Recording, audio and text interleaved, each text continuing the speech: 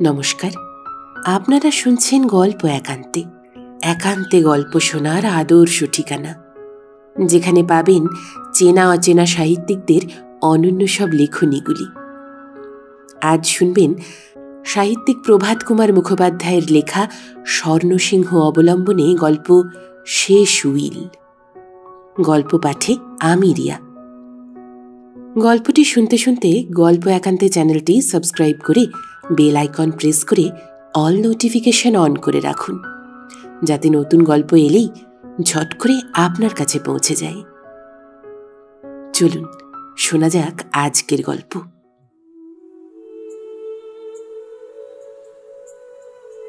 সে আজ অনেক বৎসরের কথা। ওকালতি পরীক্ষায় উত্তীর্ণ হইয়া আলিপুরে প্র্যাকটিস আরম্ভ করিলাম, কিন্তু মক্কেল জুটিল না।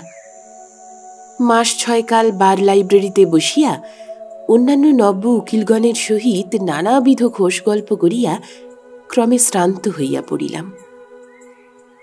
ভাবিলাম পশ্চিমে যাই, কিন্তু পশ্চিমেই বা যাই কোথায়? ডিরেক্টরি বাহির করিয়া পশ্চিমের নানা স্থানের উকিলের তালিকা অনুসন্ধান করিতে লাগিলাম। খুঁজিতে খুঁজিতে দেখিলাম বিহারের শাসেরাম নামক একটা মহকুমা আছে। সেখানে বাঙালি উকিল একটিও নাই, আর কোনো বাঙালিই নাই। যাইবার পক্ষে বাধাও বিস্তর, রেল নাই। আরা স্টেশনে নামিয়া এক্কা করিয়া 3-4 দিন যাইতে হয়। ভাবিলাম এই ঠিক হইয়াছে। এই পৃথিবীর বাহির কাশী, সাক্ষাৎ কৈলাস। এইখানে গেলেই আমার পসার হইবে। পশ্চিমের লোকের বিশ্বাস বাঙালিরা অত্যন্ত বুদ্ধিমান জাতি। ওদিকটায় বাঙালির এখনো বেশ খাতির আছে। সুতরাং মাসখানেকের মধ্যেই শাসেরাম পৌঁছিয়া প্র্যাকটিস আরম্ভ করিলাম। শাসেরামে একজন উর্দুওয়ালা উকিল ছিলেন, তাহার নাম মুন্সি জোয়ালা প্রসাদ। তিনি সেখানকার প্রধান উকিল। আমাকে দেখিয়া কিন্তু বৃদ্ধ সন্তুষ্ট হইলেন না, যাহাকে তাহাকে বলিয়া বেড়াইতে লাগিলেন, আরে ও তো বাচ্চা হ্যায়, কানুন কা হাল ক্যা জানতা হ্যায়। প্রথম প্রথম একটা মোকদ্দমায় আমি তাহার বিপক্ষ পক্ষের উকিল নিযুক্ত ছিলাম। মোকদ্দমা শেষে বক্তৃতার দিন আইনের তর্ক করিবার জন্য অপরাধের মধ্যে আমি খানকতক মোটা মোটা পুস্তক লইয়া গিয়াছিলাম। জোয়ালা প্রসাদ কোনো আইনের পুস্তকের ধার ধারিতেন না। প্রকাশ্য আদালতে হাকিমকে বলিলেন, হুজুর देखिए तो तमाशा, कलकत्ता से एक उकील आए हैं, मोच न दाढ़ी और बॉयस के लिए टोकरी भर के किताब लाए हैं। हुजूर को कानून सिखलाने मांगता है, जैसे कि हुजूर को कानून मालूम ही नहीं। হাকিম একটু হাস্য করিয়া উকিল সাহেবকে বসিতে অনুরোধ করিয়াছিলেন। আমার প্রতি জোয়ালা প্রসাদের এই বিদ্বেষের কারণ ক্রমে বুঝিতে পারিলাম। তাহার জ্যেষ্ঠ পুত্রটি পাটনা কলেজে আইন অধ্যয়ন করিতেছিল। সেই ব্যক্তি ভবিষ্যতে শাসেরামের একমাত্র ইংরাজি জানা উকিল হয়, ইহাই মুন্সি জোয়ালা প্রসাদের বাসনা ছিল। তাই আমাকে দেখিয়া তাহার এত আক্রোশ। অল্পদিনের মধ্যেই আমার পসার হইতে আরম্ভ হইল। একটা বন্ধে কলিকাতায় গিয়া আমার স্ত্রীকে লইয়া আসিলাম। সদর রাস্তার উপর আমার দ্বিতল গৃহখানি। উপরের কক্ষে চিকে ঢাকা জানালাটির কাছে বসিয়া কৌতুকপূর্ণ নেত্রে এই নূতন প্রদেশের নূতনতর জীবন প্রবাহ দেখিতে আমার স্ত্রী বড্ড ভালোবাসিতেন। একদিন রাজপথে কতগুলি বালক বালিকারা সমবেত হইয়া নৃত্য করিতে করিতে এই গীতটি বারংবার গাহিতে লাগিল, বাঙালি বিটিয়া কলকাতা মে বেচে তামাকুল টিকিয়া। আমার স্ত্রী তখনও হিন্দি শিখেন নাই। জিজ্ঞাসা করিলেন, ও কি বলছে গো? আমি বলিলাম, ওরা যা বলছে তার ভাবার্থ এই, হে বাঙালির মেয়ে, আমাদের দেশে এসে তোমরা ভারী নবাব হয়েছ, চিকের আড়ালে দোতলায় বসে আছো, কিন্তু কলকাতায় তো তোমরা টিকেও বিক্রি করো শুনেছি। আমার স্ত্রী গালে হাত দিয়া বলিলেন, উমা, কি হবে? গ্রীষ্মকাল আসিল। আমার বাড়ির চারিদিকের তালগাছগুলিতে পাশিরা তাড়ির জন্য লাবণী বাঁধিয়াছে। প্রত্যহ প্রভাতে চারিদিক হইতে পাশিদের চিৎকার শোনা যায়, তার চিড়ো, অর্থাৎ আমি তাল গাছে চড়িতেছি, কুলবধূগণ তোমরা উঠান হইতে পলায়ন করিয়া ঘরের মধ্যে লুকাইয়া থাকো। এমনই গ্রীষ্মের ছুটিতে মুন্সী জোয়ালা প্রসাদের পুত্রটি পাটনা হইতে আসিল। শহরে ইংরেজি জানা লোকের সংখ্যা অল্প বলিয়া আমার সহিত তাহার বন্ধুভাব জমিল। তাহার নাম সুন্দরলাল। আমি তাহার পিতৃবৈবী হইলেও আমার কাছে সে সর্বদা আসিত। মাঝে মাঝে আমরা একত্র বেড়াইতে যাইতাম। এখনকার বাঙালিদের যেমন সাহেব হইবার উচ্চাভিলাষ, সুন্দরলালের দেখিলাম সেইরূপ বাঙালি হইবার ইচ্ছা অত্যন্ত বলবতী। পিতার অগোচরে সে মাঝে মাঝে আমার গৃহে সান্ধ্যভোজনের নিমন্ত্রণ রক্ষা করিতে লাগিল। লোকটিকে আমার বড় ভালো লাগিত। ক্রমে দেখিলাম সে যে শুধু ইংরাজি শিক্ষা লাভ করিয়াছে তাহা নহে, একটি আনুষঙ্গিক ব্যাধিও তাহার উৎপন্ন হইয়াছে। সে ব্যাধিটি দাম্পত্য বিষয়ক। সনাতন প্রথা অনুসারে পিতৃ নির্বাচিত কন্যাকে সে আর বিবাহ করিতে প্রস্তুত নহে। বলিল, এই কারণে পিতা নাকি তাহার উপর বিরক্ত। আরো কয়েকদিনে বন্ধুত্ব একটু ঘনিষ্ঠ ভাব ধারণ করিল। একদিন চন্দ্রালোকিত সন্ধ্যায় নদী তীরে আমরা দুইজনে বেড়াইতেছিলাম। সুন্দরলাল সেদিন আমাকে বলিল, সে একটি মেয়েকে ভালোবাসে। শুনিয়া আমি আশ্চর্য হইয়া গেলাম। মনে করিতাম এই ব্যাধি উপন্যাস প্লাবিত বঙ্গদেশে বুঝি উপন্যাস প্লাবিত বঙ্গদেশের বাহিরে এখনো প্রবেশ করে নাই।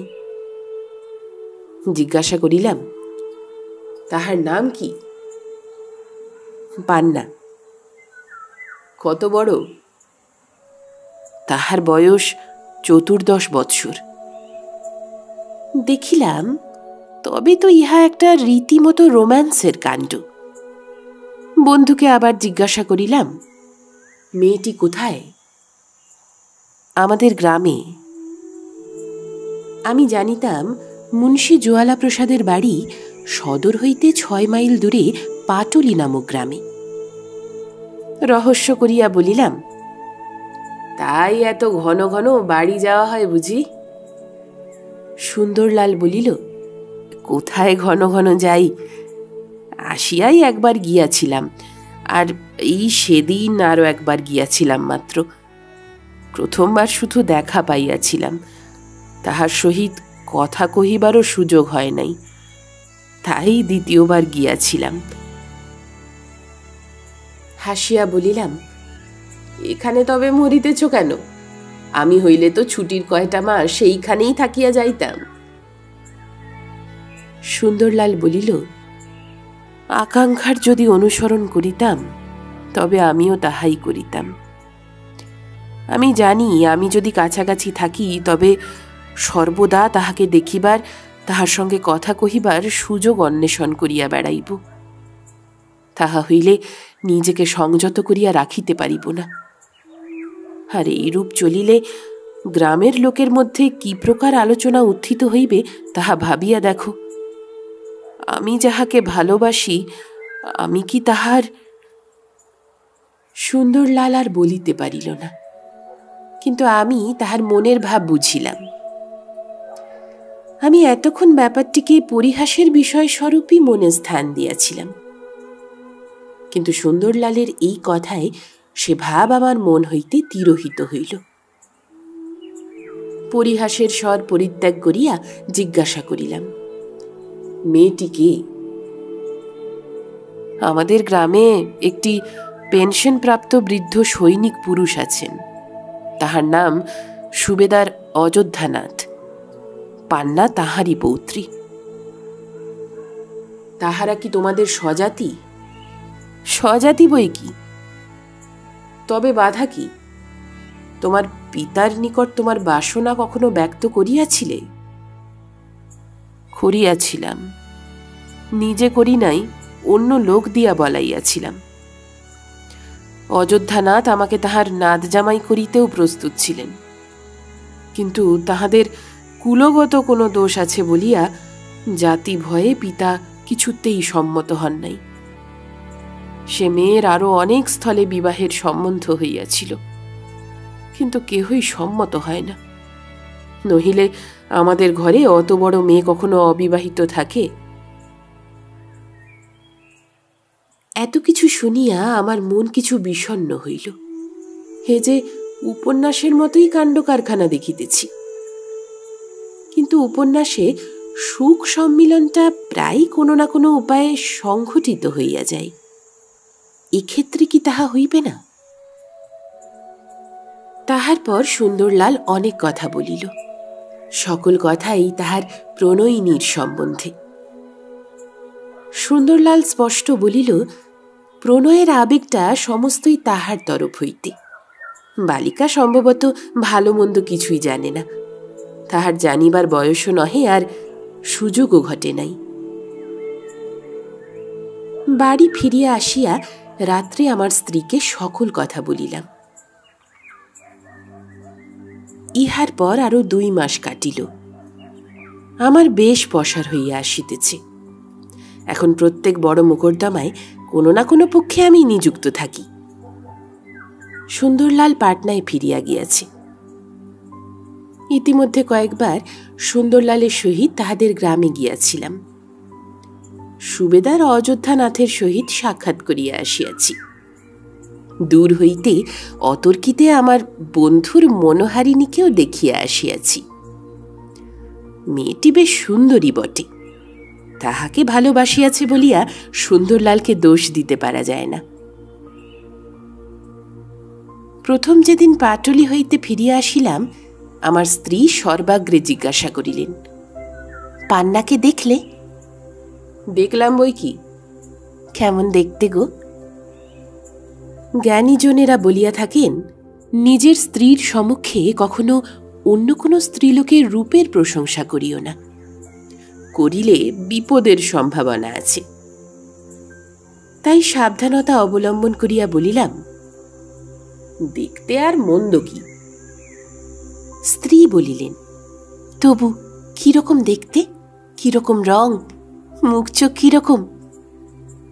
বলিলাম, তা ভালোই। আমার উত্তরে আমার স্ত্রী সন্তুষ্ট হইলেন না, আবার জিজ্ঞাসা করিলেন, খুব সুন্দরী? পূর্ববৎ সাবধানতা অবলম্বন করিয়া বলিলাম, কি জানি, অত বুঝি সুঝি নে। গৃহিণী বলিলেন, আহা, কথার স্ত্রী দেখো, কচি খোকা কিনা, কিছুই বোঝেন না। আচ্ছা, একটা কথা জিজ্ঞাসা করি, তুমি যদি সুন্দরলাল হতে, তাহলে তুমি ভালোবাসতে কিনা? আমি দুষ্টামি করিয়া বলিলাম, কাকে? তোমাকে? শ্রীমতী রাগিয়া বলিলেন, গা জ্বালা করে কথা শুনে, পান্নাকে। আচ্ছা, আমি যদি সুন্দরলাল হতাম? হ্যাঁ গো হ্যাঁ, একটা কথা বুঝতে পারো না, এত পাশ করলে কি করে বলো তো? এরূপ প্রশ্নের উত্তরে কি বলিতে হইবে জ্ঞানীজনেরা তাহার কোনো নির্দেশ করেন নাই। সুতরাং কপাল ঠুকিয়া বলিলাম, তা বাস্তাম বোধ হয়। কপাল ঠুকিয়া বারুদের বাক্সতে দিয়াশলাই ধরাইয়া দিলাম না কেন? ফল ইহা অপেক্ষা গুরুতর হইত না। অনেক কষ্টে মান ভাঙাইলাম। মানান্তে তিনি পান্নার পরিজনাদি সম্বন্ধে যে সকল প্রশ্ন জিজ্ঞাসা করিলেন, প্রায় সকলগুলিরই সন্তোষজনক উত্তর দিতে সমর্থ হইলাম। সুবেদারজি লোকটি বড্ড ভালো, ওই কন্যাটি তাহার সর্বস্ব। বলেন, ইচ্ছা করিলেই এখনই তাহার বিবাহ দিতে পারেন, কিন্তু মেয়েটিকে পরের হাতে সমর্পণ করিয়া দিয়া কি লইয়া থাকিবেন? আজীবন তিনি যুদ্ধ ব্যবসা করিয়া কাটাইয়াছেন, তাহার অনেক গল্পও করিলেন।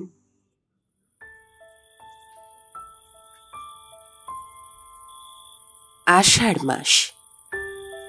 রাত্রে গভীর নিদ্রায় মগ্ন ছিলাম। সহসা কি একটা শব্দে নিদ্রা ভঙ্গ হইল। কান পাতিয়া রহিলাম। দরজার বাহির হইতে শব্দ আসিল, বাঙালি বাবু, ও বাঙালি বাবু। আমার নাম এখানে অল্প লোকেই জানে। সাধারণে আমি বাঙালি উকিল অথবা বাঙালি বাবু বলিয়াই পরিচিত। পুনশ্চ শব্দ হইল, বাঙালি বাবু, ও বাবুজি। আমি কন হ্যাঁ বলিয়া বিছানায় উঠিয়া বসিলাম। যারা বাহার তো আইয়ে। আমার স্ত্রীও জাগিয়া উঠিলেন, বলিলেন, কোনো অমঙ্গলের টেলিগ্রাম এসেছে বুঝি। বাতি জ্বালাইয়া চটি জুতা পায়ে দিয়া বাহির হইলাম। জ্যোৎস্না রাত্রি, কিন্তু আকাশে অল্প মেঘ ছিল, তাই জ্যোৎস্না ম্লান দেখাইতেছিল। তাল গাছগুলি কাঁপাইয়া শনশন করিয়া বাতাস বহিতেছে। উঠানের পার্শ্বে টগর গাছে এক গাছ ফুল ফুটিয়া রহিয়াছে। সদর দরজা খুলিয়া দেখি একটি অপরিচিত ব্যক্তি দাঁড়াইয়া আছে। কে তুমি? লোকটি বলিল, মোয়াক্কেল। তা এত রাত্রে কেন? একটি বৃদ্ধ মৃত্যুশয্যায় শায়িত, উইল করিতে হইবে, এখনই না গেলে নয়। ভোর অবধি তাহার নিঃশ্বাস থাকিবে কিনা সন্দেহ। কত দূর যাইতে হইবে? বেশি নয়, এই এখান হইতে 2-3 কোষ মাত্র। যাইব কি করিয়া? ঘোড়া আনিয়াছি। ফিজ আনিয়াছ? আনিয়াছি। কত লাগিবে? এই রাত্রে আমি 100 টাকার কমে যাইব না। হেই লোন বলিয়া লোকটি তাহার চাদরের প্রান্ত হইতে টাকার নোটে 100 টাকা গনিয়া দিল। আমি তাহাকে কিঞ্চিত অপেক্ষা করিতে বলিয়া বাটির ভিতরে প্রস্তুত হইতে গেলাম। টাকাগুলি বাক্সে বন্ধ করিতে করিতে আলিপুর বারের সেই নিরন্ন দিনগুলির কথা মনে পড়িল। সেই একদিন আর এই একদিন।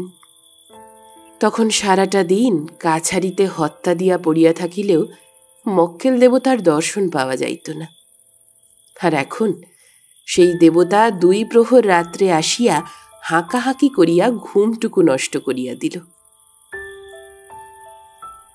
গৃহিণীকে অভয় দিয়া ভৃত্যগণকে জাগাইয়া প্রস্তুত হইয়া বাহির হইলাম।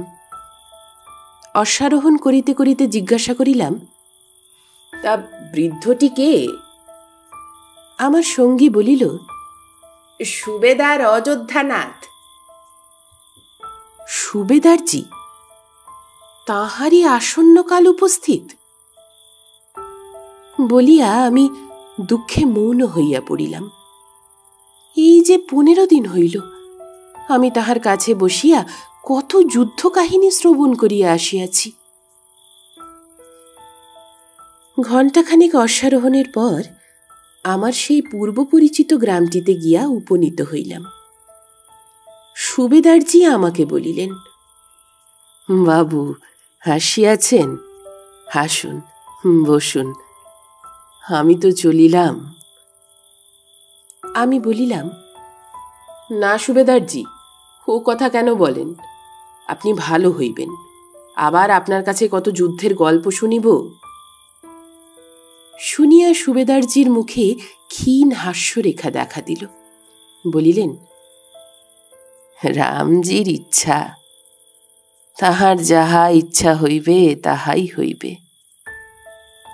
এখন আমার একটা কাজ করুন, অনেক রাত্রে আপনাকে কষ্ট দিয়া আনিয়াছি। আমি বলিলাম, আজ্ঞা করুন। সুবেদারজি বলিলেন, আপনি জানেন বোধ হয় আমি নিঃসন্তান। আমার একটি মাত্র পুত্র ছিল, সে বীরের ন্যায় যুদ্ধক্ষেত্রে প্রাণ দিয়াছে, স্বর্গে গিয়াছে। হতভাগ্য আমাকে রোগশয্যায় প্রাণ ত্যাগ করিতে হইল। রামজির ইচ্ছা। তা আমার সেই পুত্রের একটি কন্যা আছে, তাহাকে বুকে করিয়া আমি জীবনের শেষ ভাগ কাটাইলাম। আমার একটি ভ্রাতুষ্পুত্র আছে, সে পঞ্জাবে চাকরি করে। আমার যাহা কিছু সম্পত্তি আছে তাহাকে এবং আমার পৌত্রীকে বন্টন করিয়া দিতে ইচ্ছা করি।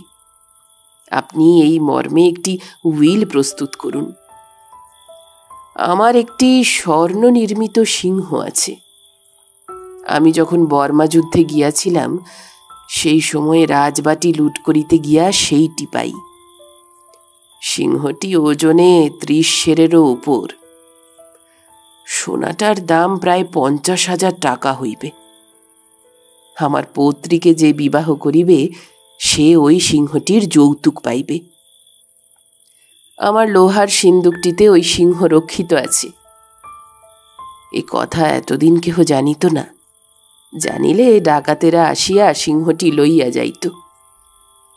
লোহার সিন্দুকে আমার 1000 টাকা আছে। ওই টাকা আমার পৌত্রী পান্নার নামে লিখিয়া দিন। আর আমার এই বাড়ি আর সামান্য জমি জমা যাহা আছে, বাসনপত্র আর মেডেলগুলিও সমস্তই আমার ওই ভ্রাতুষ্পুত্রের নামে লিখিয়া দিন। উপরিউক্ত কথাগুলি বৃদ্ধ ধীরে ধীরে বলিয়া যাইতে লাগিলেন, আর আমিও সঙ্গে সঙ্গে নোট করিয়া যাইতে লাগিলাম। লিখিবার জন্য কাগজ ভাঁজ করিতে করিতে জিজ্ঞাসা করিলাম, আপনার এই উইলের অছি কাহাকে নিযুক্ত করিবেন? বৃদ্ধ বলিলেন, এই দেখুন, আসল কথাই ভুলিয়া যাইতেছিলাম। অছি আপনিই হইবেন। ইহাও লিখিয়া দিন, আপনার মনোনীত পাত্র পান্নাকে বিবাহ করিলে তবেই সে ওই সিংহ পাইবে। আপনি সুন্দরলালের বন্ধু, আপত্তি আছে কি? আমি বলিলাম, আমি আহ্লাদের সহিত আপনার উইলের অছি হইতে প্রস্তুত আছি। আমি সুন্দরলালের বন্ধু, তাহা বিশেষ করিয়া উল্লেখ করিয়া আমার সম্মতি জিজ্ঞাসা করিলেন। তাহার উদ্দেশ্য আমার বুঝিতে বাকি রহিল না। উইল প্রস্তুত করিয়া ফেলিলাম। বৃদ্ধ সহি করিলেন। সাক্ষীদেরও সহি লইলাম। বৃদ্ধ বলিলেন, উইলখানি আপনি সঙ্গে করিয়া লইয়া যান, আর এই লউন আমার লোহার সিন্দুকের চাবি। আপনার পরিবার এখানে আছেন? হ্যাঁ, এখানেই আছেন। আমার অবর্তমানে, তবে আপনি দয়া করিয়া পান্নাকে লইয়া গিয়া বিবাহ পর্যন্ত আপনার বাটিতে রাখিবেন। পান্না নিজে রাঁধিয়া খাইবে। আমি বলিলাম, আমার বাড়িতে এই দেশের ব্রাহ্মণ ঠাকুর আছে, পান্নাকে নিজে রাঁধিয়া খাইতে হইবে কেন? উঠিয়া বৃদ্ধকে বলিলাম, এখন আমি চলিলাম, কিন্তু আপনাকে ভালো হইতে হইবে। আরো অনেক দিন আপনাকে বাঁচিয়া থাকিয়া আমাদিগকে যুদ্ধের গল্প বলিতে হইবে। বৃদ্ধ অশ্রু গদগদ কণ্ঠে বলিলেন, রামজির ইচ্ছা। আপনার হাতে আমার পান্নাকে আর টাকা কড়ি সমস্ত অর্পণ করিয়া নিশ্চিন্ত হইলাম। যাহাতে পান্নার মঙ্গল হয় তাহাই আপনি করিবেন। আমি সুবেদারজিকে আমার প্রতিশ্রুতি প্রদান করিয়া বিদায় গ্রহণ করিলাম। ইহার পর একটি দিন মাত্র বৃদ্ধ জীবিত ছিলেন। 1 মাস কাটিয়াছে। সুবেদারজির শ্রাদ্ধ শান্তি হইয়া গিয়াছে। পান্নাকে আনিয়া আমার স্ত্রীর কাছে রাখিয়া দিয়াছি। তাহার টাকা এবং সিংহশুদ্ধ লোহার সিন্দুকটি আনিয়াও রাখিয়া দিয়াছি। প্রথম কয়েকদিন পান্না পিতামহের শোকে অত্যন্ত ম্রিয়মান হইয়াছিল। আমার স্ত্রীর শুশ্রূষা গুণে ক্রমে সে সুস্থ হইয়া উঠিল। একদিন রবিবারে প্রভাতে উঠিয়া চা খাইতেছি। ভৃত্য আসিয়া সংবাদ দিল, বাবু জোয়ালা প্রসাদ সাক্ষাৎ করিতে আসিয়াছেন। আমাকে এই অনুগ্রহ ইতিপূর্বে আর কখনো তিনি করেন নাই। আমি মাঝে মাঝে সুবেদারজির সিন্দুকটি খুলিয়া সেই স্বর্ণকেশরীর প্রতি দৃষ্টিপাত করিতাম আর ভাবিতাম, এখনো বাবু জোয়ালা প্রসাদ এ দিনের কুটিরে পদার্পণ করিতেছেন না কেন? বাহিরে গিয়া অভ্যর্থনা করিয়া উকিল সাহেবকে বসাইলাম। দুই এক কথার পর তিনি বলিলেন, দেখুন, আপনার জন্য আমাদের তো বড় নিন্দা হইয়াছে। জিজ্ঞাসা করিলাম, কেন? আমাদের জাতি ভাই সকলেই বলিতেছে যে বুড়াটা মরিয়া গেল, তাহার পৌত্রীটা খাইতে না পাইয়া শেষে বাঙালির অন্ন খাইতেছে। জাতি ভাই কেহ তাহাকে আশ্রয় দিল না। আমি আশ্চর্য হইয়া বলিলাম, খাইতে না পাইয়া? কেন? পান্না তো একেবারে নিঃস্ব নহে। সুবেদারজি উইল করিয়া তাহাকে কিছু দিয়া গিয়াছেন, তাহা কি আপনি শুনেন নাই? জোয়ালা প্রসাদ বিস্মিতের মতো বলিলেন, উইল করিয়াছেন? তাহার ছিল কি যে উইল করিবেন? আপনি পরিহাস করিতেছেন। উকিল সাহেবের এই অভিনয়টুকু দেখিয়া মনে মনে আমোদ অনুভব করিলাম। অমায়িকভাবে বলিলাম, না, উইল করিয়া গিয়াছেন, আমি সেই উইল লিখিয়াছি। জোয়ালা প্রসাদ বলিলেন, তা ভালো। বাড়িটি আর 2-10 টাকা যাহা ছিল তাহাই উইল করিয়াছেন বোধহয়। তাহা বুদ্ধির কার্যই করিয়াছেন। এই যে পান্নার পিতা, সে বুড়ার বিবাহিত স্ত্রীর সন্তান ছিল না বলিয়া একটা গুজব আছে কিনা। উইল না করিলে সম্ভবত ও বাড়ি বুড়ার ভ্রাতুষ্পুত্র আসিয়া দখল করিত। ওকালতি করিতে করিতে বুড়া হইয়া গেলাম, সবই বুঝিতে পারি। বলিয়া তিনি একটু কাষ্ঠ হাসি হাসিলেন। লোকটার মুখ দেখিয়া আমি বেশ বুঝিতে পারিলাম আসল কথাটাই তাহার মনে তোলপাড় করিতেছে, অথচ প্রকাশ করিবার সাহস হইতেছে না। নানা অসম্বন্ধ কথা পাড়িয়া নিতান্ত অসংলগ্নভাবে অবশেষে কথাটা বলিয়া ফেলিলেন। পান্নার সহিত সুন্দরলালের বিবাহের প্রস্তাব করিলেন। আমি মনে মনে বলিলাম, হে স্বর্ণকেশরী, ধন্য তোমার মহিমা। জোয়ালা প্রসাদকে বলিলাম, মেয়েটির ওই যে কুলগত দোষ আছে, তাহাতে আপনার জাতি ভাই কোনো আপত্তি করিবে না তো? জোয়ালা প্রসাদ বলিলেন, করিবে। আমি বিলক্ষণ জানি তাহারা আমাকে এক ঘরে করিবে, কিন্তু আমরা শিক্ষিত ব্যক্তিরা যদি নির্বোধ সমাজ শাসনের এত ভয় করিয়া চলি, তাহা হইলে কুসংস্কারাচ্ছন্ন রীতিনীতিগুলি কি কখনো সংশোধিত হইবে বলিয়া মনে করেন নবীনবাবু? অনেক কষ্টে হাস্য সংবরণ করিয়া গম্ভীরভাবে আমি মাথাটি নাড়িতে লাগিলাম। বলিলাম, ঠিক ঠিক উকিল সাহেব, আপনি আপনার বিদ্যাবত্তার উপযুক্ত কথাই বলিয়াছেন। জোয়ালা প্রসাদ বলিলেন, ইংরেজি পড়ি নাই বটে, কিন্তু সমাজ আর ধর্ম সম্বন্ধে আমার মতাদি ইংরেজি শিক্ষিত দিগের মতই। আমি পূর্ববৎ গম্ভীরভাবে বলিলাম, তা বটেই তো। জোয়ালা প্রসাদ বোধহয় মনে করিলেন তাহার এই ভণ্ডামিটুকু আমি ধরিতে পারি নাই, তাই উৎসাহিত হইয়া বলিলেন, আচ্ছা নবীনবাবু, আপনি তো সুন্দরলালের সঙ্গে বিশেষ বন্ধুত্ব স্থাপন করিয়াছেন। একটা কথা আপনাকে জিজ্ঞাসা করি। আমি সম্প্রতি শুনিলাম সুন্দরলাল পান্নাকে বিবাহ করিবার জন্য পাগল, তাহা সত্য কি? আমি বলিলাম, সত্য।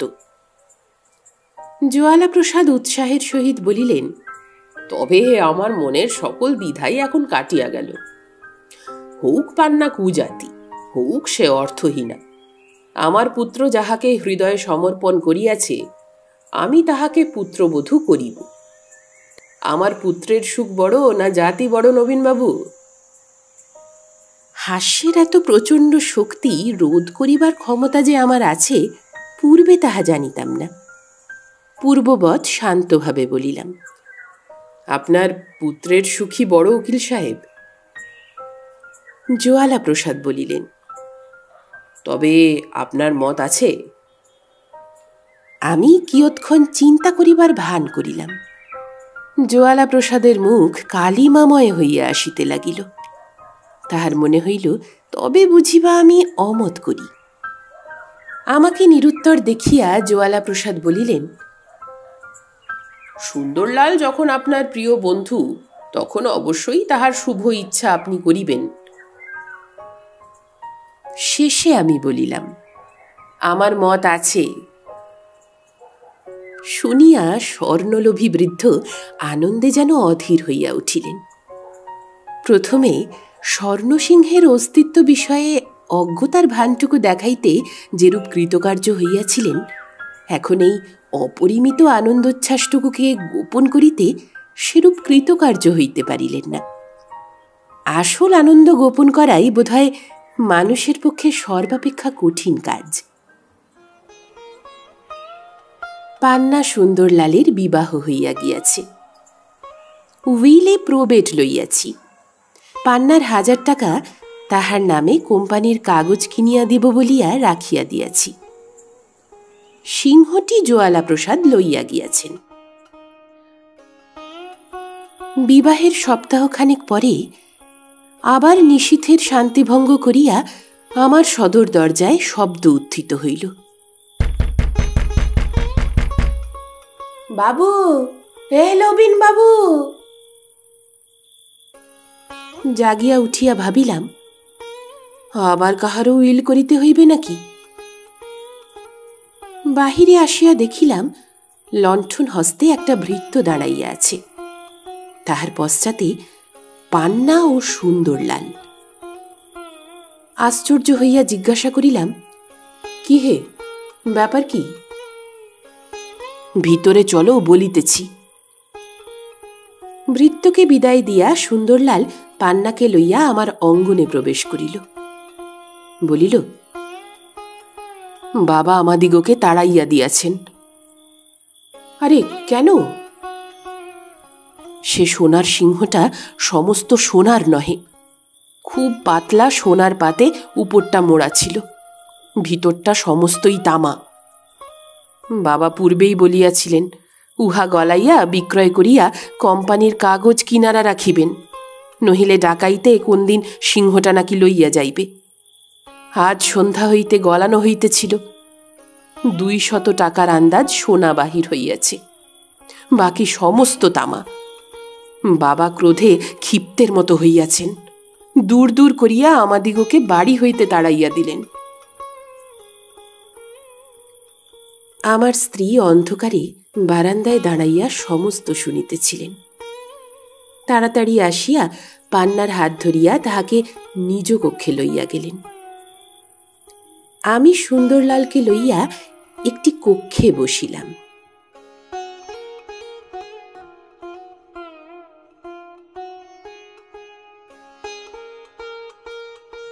আপনারা শুনছিলেন সাহিত্যিক প্রভাত কুমার মুখোপাধ্যায়ের লেখা স্বর্ণসিংহ অবলম্বনে গল্প শেষ উইল।